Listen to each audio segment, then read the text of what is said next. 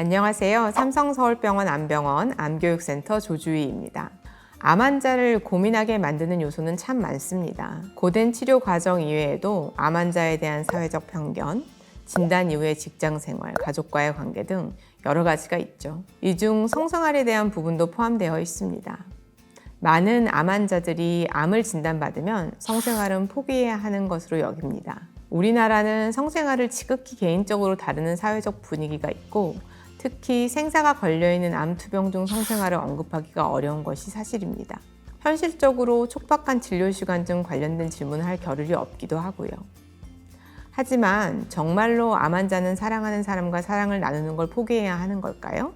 오늘은 암 환자의 성생활을 둘러싼 잘못된 오해와 암 환자가 건강한 성생활을 하기 위해서 어떤 것들이 중요한지 알아보는 시간을 가져보고자 합니다. 암을 제대로 알아가는 시간, 알고 다스리는 암, 오늘 사연 주세요. 안녕하세요. 종격동암으로 항암 치료를 받고 6개월 정도 지났는데요. 여자친구와 성생활을 해도 되나요? 욕구는 생기는데 성생활을 하면 내 건강에 무리가 가는 건 아닌지, 여자친구에게 해가 되는 건 아닌지 너무 걱정이 돼요. 20대 젊은 남성분이 주신 사연인데요. 진료를 받을 때 물어보고 싶었지만 암 환자가 무슨 그런 걸 물어보느냐 이상하게 쳐다볼까봐 입도 못 대고 이렇게 사연을 주셨다고 합니다. 이 사연 외에도 저희 암교육센터에서는 암 환자분들의 다른 곳에서 이야기하지 못하는 다양한 성 고민을 접하게 됩니다.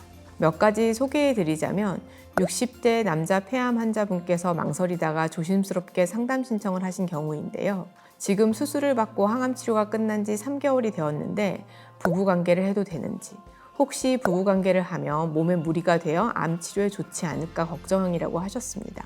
물론 암 환자의 성생활은 암 환자만의 문제가 아닙니다. 어떤 때에는 보호자가 상담을 요청하기도 합니다. 남편이 위암 환자인 50대 여성 보호자이셨는데요. 지금은 남편이 항암 치료 중에 성관계를 원하는데 응해도 되는지 물어보셨죠.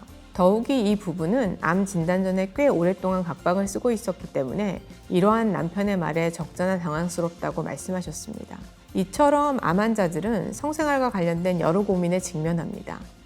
예전처럼 사랑을 나눌 수 있는지, 치료 중이나 치료 후에 정상적인 성생활이 가능한지부터 암이 전염되는 것은 아닌지, 암 치료 중 받는 항암제나 방사선 치료 등이 파트너에게 안 좋은 영향을 미치거나 부담이 되지 않을지 다양하죠. 뿐만 아니라 암 환자 스스로 달라진 건강 상태에 자신감을 잃고 치료로 인해 생긴 신체적 혹은 정신적인 변화로 성생활에 불편함을 느끼기도 합니다. 중요한 것은 이러한 성욕과 성생활에 대한 환자 본인의 상황을 배우자나 연인, 파트너와 솔직하게 얘기하지 못하면 서로의 관계에 영향을 미칠 수 있다는 것입니다.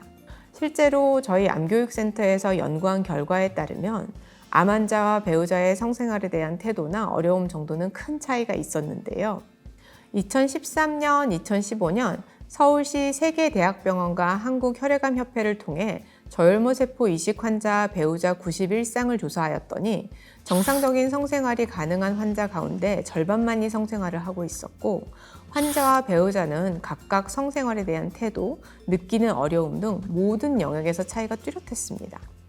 특히 환자가 느끼는 성생활의 중요도가 배우자보다 높게 나타났는데요. 4점 만점의 환자들의 평균 점수는 2.5, 배우자의 평균 점수는 2.1이었습니다. 특히 주목할 만한 부분은 성생활에 대한 중요도와 관련하여 부부간의 의견이 일치하지 않았다는 점입니다. 전혀 일치하지 않은 게 0이고 완벽하게 일치하는 것이 1이라고 했을 때 일치도가 0.1이었던 것이죠. 이러한 경향은 남자 환자에게서 더욱 극명하게 나타났는데요. 남자가 여자에 비해 삶에 있어 성생활이 중요하다고 생각했고 남자 환자와 여자 배우자일 경우에 부부관계 불일치율이 더 높았습니다. 무엇보다도 상대방의 거절을 두고 오해의 골이 깊어졌습니다. 어떤 부분이 가장 힘든지에 대한 질문에 환자와 배우자 모두 상대방이 꺼려하는 것이 힘들다고 답하였습니다. 이러한 차이가 생기는 가장 큰 이유는 대화의 부족인데요. 성생활에 대해 서로 이야기를 한 적이 있느냐는 질문에 환자는 10명 중 5명, 배우자는 10명 중 2명만 그렇다고 대답했습니다. 실제로 이 연구에서 의미 있게 나온 결과는 환자와 배우자 모두가 성생활이 중요하다고 생각할수록 정상적인 성생활을 할 가능성이 5.5배 더 높았다는 것입니다. 암을 진단받았다고 해서 성생활에 대한 중요성이 줄어드는 것이 아닙니다.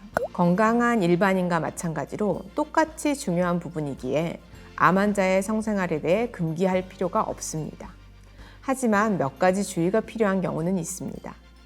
첫째, 항암요법이나 방사선 치료, 호르몬 요법처럼 적극적인 치료를 하고 있는 중이라면 백혈구 수치의 감소로 인해 감염 위험이 높아지기 때문에 안전한 성생활을 해야 합니다. 유방암, 자궁경부암, 전립선암 등은 수술 때문에 외형이나 성기능의 변화가 생기지만 잘 대처하면 충분히 성생활이 가능합니다. 하지만 암 치료 중에 선천성 기형을 유발하는 치료가 많아 피임을 반드시 해야 합니다. 이렇게 주의할 점도 있지만 무엇보다 암은 성생활을 통해 타인에게 옮는 전염병이 아니며 성생활이 암의 재발이나 전이에 영향을 전혀 주지 않으므로 걱정하지 않으셔도 됩니다. 성욕은 매일 숨을 쉬고 밥을 먹고 잠을 자는 일처럼 자연스러운 인간의 욕구입니다.